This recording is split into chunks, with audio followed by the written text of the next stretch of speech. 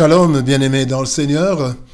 Grande est notre joie de nous retrouver ce jeudi 4 mai 2023 pour une nouvelle méditation biblique.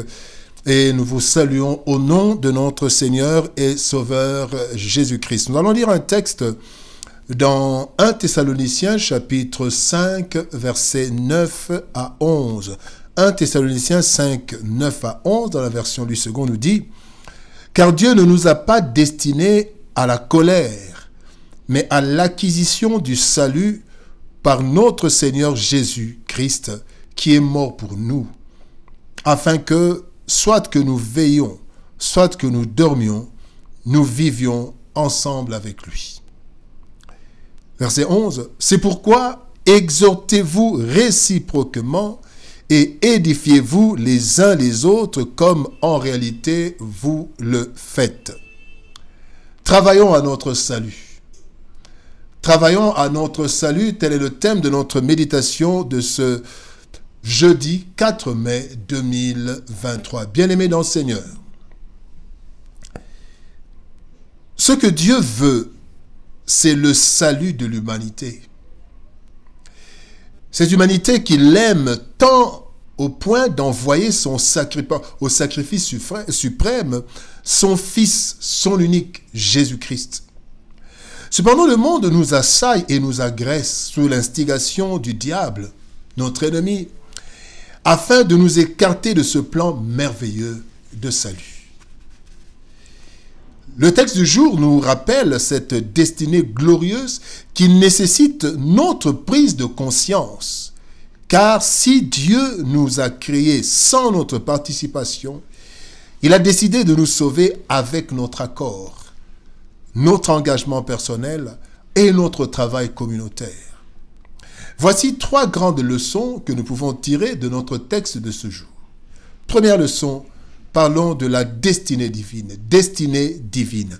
Dans le premier livre, la première lettre de Paul à Timothée, 1 Timothée chapitre 2, versets 3 à 4, il est dit « Cela est bon et agréable devant Dieu, notre Sauveur, qui veut que tous les hommes soient sauvés et parviennent à la connaissance de la vérité. » Malgré la rébellion de l'homme, Dieu, son Créateur, n'a qu'un désir, celui de sauver l'homme qu'il a créé à son image, à sa ressemblance, et en qui son esprit vit.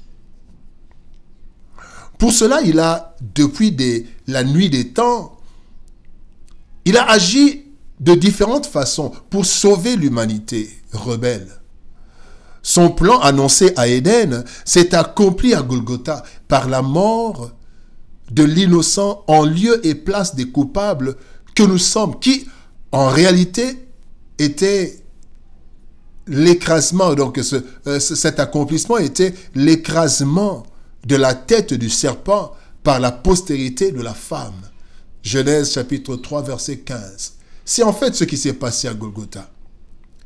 Et Dieu nous prépare une destinée glorieuse, dans un nouveau cadre glorieux, une nouvelle terre et de nouveaux cieux. C'est ce que nous pouvons lire dans 2 Pierre chapitre 3 verset 13, où il est dit « Mais nous attendons selon sa promesse de nouveaux cieux et une nouvelle terre où la justice habitera. » Dans ce monde, la justice n'habite pas, que ce soit dans les pays du sud, du tiers-monde, que ce soit en Europe, en Occident. Bien aimé, la justice ne règne pas. Dieu nous destine donc au salut et à la vie éternelle. La deuxième leçon, parlons de l'acharnement de l'ennemi. Acharnement de l'ennemi. La Bible dit dans Apocalypse chapitre 12, verset 12, « C'est pourquoi réjouissez-vous, cieux, et vous qui habitez dans les cieux, malheur à la terre et à la mer, car le diable est descendu vers vous, animé d'une grande colère, sachant qu'il a peu de temps. » Depuis le jardin d'Éden, le diable multiplie des stratégies pour nous écarter du chemin du salut. Au moyen de la séduction, de l'acharnement et de l'agression à travers plusieurs êtres physiques et spirituels, eh bien le diable mène une campagne de déstabilisation et d'anéantissement de l'être humain. Et il n'épargne même pas les chrétiens, qui d'ailleurs demeurent du reste sa cible principale. Plus nous nous approchons de la fin de toutes choses, plus il attise sa colère, cherchant à attirer le plus grand nombre avec lui dans le feu éternel, tel qu'il est écrit dans Matthieu chapitre 25, verset 41, c'est Jésus qui parle, il dit « Ensuite il dira à ceux qui seront à sa gauche, retirez-vous de moi, maudits, allez dans le feu éternel qui a été préparé pour le diable et pour ses anges. » Et sachant bien aimé que le diable ne se fatigue ni ne se repose. Troisième leçon, conscient de notre part. Nous devons être conscients de notre part. Dans Philippiens chapitre 2, verset 12, la Bible dit « Ainsi, mes bien-aimés, comme vous avez toujours obéi, travaillez à votre salut, avec crainte et tremblement, non seulement comme en ma présence, mais bien plus encore maintenant que je suis absent. » Nous devons, bien aimés, être conscients de ces deux grandes réalités. La destinée glorieuse de Dieu pour l'humanité, d'un côté, et l'autre réalité, l'acharnement infatigable de l'ennemi de nos âmes pour la perdition de cette humanité dont nous faisons partie. Bien aimés, conscients de cela, nous devons donc travailler à notre salut, comme le dit la parole que nous venons de lire, Philippiens 2, 12. Travaillez à votre salut. Oui, nous devons travailler à notre salut avec crainte et tremblement, car Christ dit, plusieurs faux prophètes s'élèveront et ils séduiront beaucoup de gens. Et parce que l'iniquité se sera accrue, la charité du plus grand nombre se refroidira. Mais celui qui persévérera jusqu'à la fin sera sauvé. Matthieu chapitre 24, versets 11 à 13. Bien-aimés, ce travail a plusieurs actions, le travail de notre salut, pour notre salut, plusieurs actions, dont les deux que nous présente le texte du jour. Il est dit, exhortez-vous. Dans le texte du jour, il est dit, c'est pourquoi exhortez-vous réciproquement et édifiez-vous les uns les autres. Deux actions principales. D'abord, exhortation réciproque. L'exhortation réciproque, c'est donc s'adresser aux autres avec l'appui des Saintes Écritures pour réconforter, pour consoler, pour encourager, pour redresser, pour instruire. En bref, nous soutenir dans cette marche glorieuse aux nombreux obstacles par la parole de Dieu. La deuxième action, c'est l'édification. Il dit, édifiez-vous. Édification réciproque. Nous devons travailler à la solidification de la foi les uns des autres pour bâtir une communauté solide, apte à accomplir l'ordre suprême de faire des nations des disciples. Travaillons à notre salut.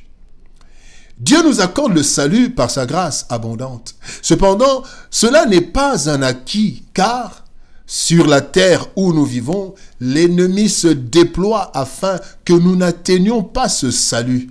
Et il multiplie des stratégies en vue de nous écarter du droit chemin.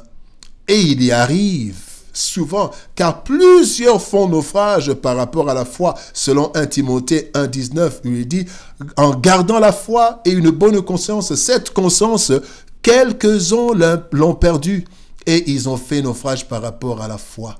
C'est ainsi, bien-aimés, que nous devons travailler à ce salut. Nous devons travailler à ce salut en veillant les uns sur les autres par l'exhortation et l'édification mutuelle. Prions le Seigneur. Éternel Père de gloire, Dieu Tout-Puissant, toi qui as mis à notre disposition le salut. Oui, tu as donné ton Fils unique et c'est par ta grâce que nous sommes sauvés. Mais Seigneur de gloire, à moins que nous tenions jusqu'au bout. Voilà pourquoi tu nous dis ce jour de nous exhorter, de nous édifier, afin que Seigneur, au de gloire, nous puissions tenir jusqu'au bout et pouvoir jouir de ce salut. Fortifie mon frère, fortifie ma sœur à travers ta parole, à travers ton esprit, et garde-nous fidèles à toi. Au nom de Jésus-Christ, notre Seigneur et Sauveur, nous avons ainsi prié. Amen. Bien-aimés dans le Seigneur, que Dieu nous bénisse. Shalom, au revoir, et par la grâce de Dieu, à demain.